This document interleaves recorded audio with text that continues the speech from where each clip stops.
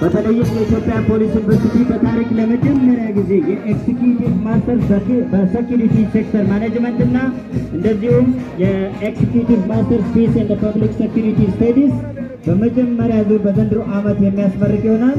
የኤክስኪዩቲቭ ማስተርስ ፕሮግራም በኢትዮጵያ ፌዴራል ፖሊስ እና በመላው የፖሊስ ሰራዊታችን ውስጥ በከፍተኛ ደረጃ የተማሩት አገልግሎት የሰጡትን በመመልመል በተለያዩ ትምህርት ዘዴዎች ባሉበት ቦታ ላይ ሆነው በማስተማር ነው በዛሬ ቀን በታላቅ ድምቀት የሚያስመርቅ ይሆናል። በተጨማሪም በማስተርስ ፕሮግራም በአምስተኛ ዙር በስነ ወንጀልና የወንጀል ፍትህ፣ በሶስተኛ ዙር ፒስ ኤንድ ፐብሊክ ሴኩሪቲ ስታዲስ፣ በሶስተኛ ዙር ሊደርሺፕ ኤንድ ቼንጅ ማኔጅመንት በአጠቃላይ በ6 መርሃ ግብሮች በሁለተኛ ዲግሪ በማስተማር ሀገራዊ ኃላፊነቱን በመወጣት ላይ ይገኛል። ክቡራትና ክቡራን እንግዶቻችን በድጋሚ እንኳን ለዚህ ታላቅ ቀን አበቃችሁ ለማለት እንወዳለን።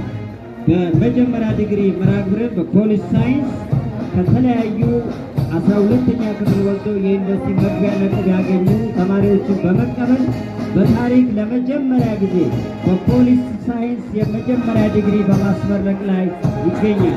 ሀገራችን ኢትዮጵያ የዲጂታል ፎረንሲክን እውን የምታደርግበት ጊዜ ላይ ያለ ነው።